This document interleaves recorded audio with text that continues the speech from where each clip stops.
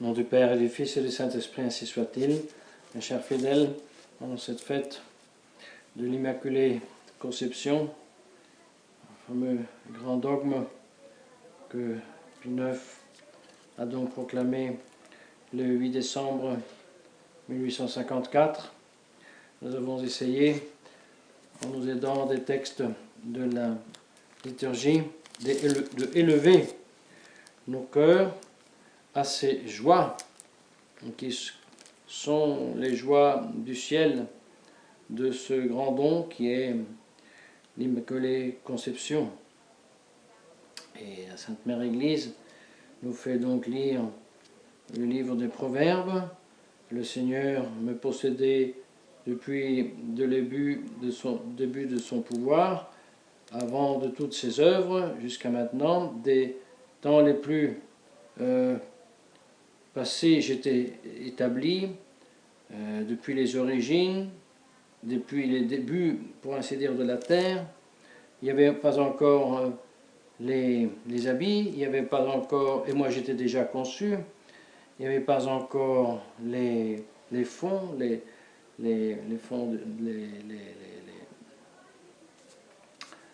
n'y avait pas encore les montagnes avec leurs grandes masses, il n'y avait pas les collines, il n'y avait pas encore fait la terre, ni les fleuves, et il n'y avait pas encore ordonné la terre. Quand il préparait les cieux, j'étais présent. Quand il a organisé les habits, quand il a fait la voûte céleste, enfin, dit donc cette sagesse qu'elle était toujours présente. Et ensuite, elle continue en disant, et maintenant, quand tout était fait, je me délectais tous les jours et je jouais devant lui et mon plaisir était d'être avec les fils de l'homme. Or donc, mes fils, écoutez-moi, bienheureux ceux qui gardent mes voies, écoutez la discipline, soyez sages et ne rejetez-la pas. Bienheureux l'homme qui m'écoute et qui attend quotidiennement à ma porte. Et celui qui m'aura trouvé aura trouvé la vie et il puisera le salut de Dieu. Bien sûr que ces paroles, en cette fête de l'Immaculée Conception, sont attribuées à l'âme de la Sainte Vierge, qui est consciente d'avoir été toujours dans la pensée de Dieu, et donc d'être l'âme humaine créée et le corps humain créé, choisi entre non seulement toutes les femmes, mais il faut dire aussi entre tous les hommes, entre tous les êtres humains, pour être l'unique exemplaire d'un être humain créé qui a été donc exempt du péché originel dès le moment de la conception. Pourquoi? Pour quelle raison? Eh bien pour une raison encore plus sublime, pour une raison qui est l'objet de la joie même de la Très Sainte Vierge Marie, même l'objet de sa gloire, qui surpasse tout ce que nous pouvons humainement imaginer. Eh bien, il y a quelque chose encore dessus, chers fidèles. Eh bien, c'est l'âme de notre Seigneur Jésus-Christ et le corps de notre Seigneur Jésus-Christ. Parce que cet unique privilège qu'a eu la Très Sainte Vierge Marie a eu comme raison, eh bien, de fournir à Dieu la nature humaine que lui-même a pris du très pur sein de la Sainte Vierge Marie. Et alors, il se fait un grand mystère. Un mystère qui est tellement grand que, comme nous dit la Sainte Écriture, même les anges les plus sublimes, même les anges doués de la plus haute intelligence et capables aussi du plus haut amour dans le monde des anges, les séraphins, et bien même eux, ne peuvent pas pénétrer la grandeur de ce mystère. Une âme humaine, un corps humain, une nature humaine, que Dieu prend de la très sainte Vierge Marie et qui est Dieu. Parce que vous voyez, à la différence de notre existence est une existence humaine, nous avons une personne humaine, et cette existence, le fait d'exister, nous est donné par Dieu à tout instant. Mais comme tout, même le banc ici, le caillou. Mais ce n'est pas comme ça dans le grand mystère de notre Seigneur Jésus-Christ. Sa vraie nature humaine, qui est nature humaine, et qui n'est pas confondue avec la divine, c'est Dieu directement qui l'a fait exister, à tel point que nature humaine, quand elle dit « je »,« moi », c'est Dieu. Et ça, c'est un grand mystère. Et les anges, et même les plus grands anges, les anges les plus intelligents, adorent ce mystère. Et ils adorent, à travers ce mystère de l'incarnation, le mystère de Dieu, tout. Tellement que Sainte Écriture nous enseigne que lorsque le prophète Isaïe, première moitié du 8e siècle avant Jésus-Christ, a la vision de Dieu, lorsqu'il voit Dieu assis sur un magnifique trône très élevé, eh bien, il est côtoyé de 2 séraphins, et chacun des séraphins a 6 ailes. Avec 2, il lui couvre la face, avec 2 autres les pieds, et avec les autres 2, il vole. Et il nous est expliqué que ça signifie que eux-mêmes adorent et ne voient pas l'éternité de Dieu et aussi le mystère de l'incarnation, l'éternité de la Trinité et l'éternité de l'incarnation. Ils l'adorent, ils ne le comprennent pas. Et Dieu sait, et qui le sait, combien l'intelligence des anges est supérieure à la nôtre. Nous connaissons, en nous faisant beaucoup de notions pour nous faire un concept des choses. Les anges, non. Les anges ne raisonnent pas, les anges ne progressent pas dans leur connaissance. Ils sont illuminés de ce qu'ils savent, et ceux qu'ils connaissent, ils le connaissent tout de suite et parfaitement comme ils l'ont reçu à connaître. Eh bien, même les séraphins ne pénètrent pas le mystère de Dieu. Mais comme objet de leur éternelle félicité, ils l'adorent, à la différence de celui duquel nous avons lu ce matin dans le bréviaire, qui a trompé Adam et Ève. Eh bien celui-ci, il a dit non. Il n'est pas question que je me range par ces anges, desquels ensuite les prêtres chanteront dans le préface que à travers cet homme-là, cette nature humaine-là, que nous devons adorer Dieu, il n'est pas question. Ils ont refusé, grand mystère aussi celui-là. Satan, Lucifer, a refusé d'adorer Dieu. Les séraphins, non. La très sainte Vierge, non, elle n'a pas refusé, au contraire. Elle a accepté, et en acceptant, elle nous a donné le Sauveur.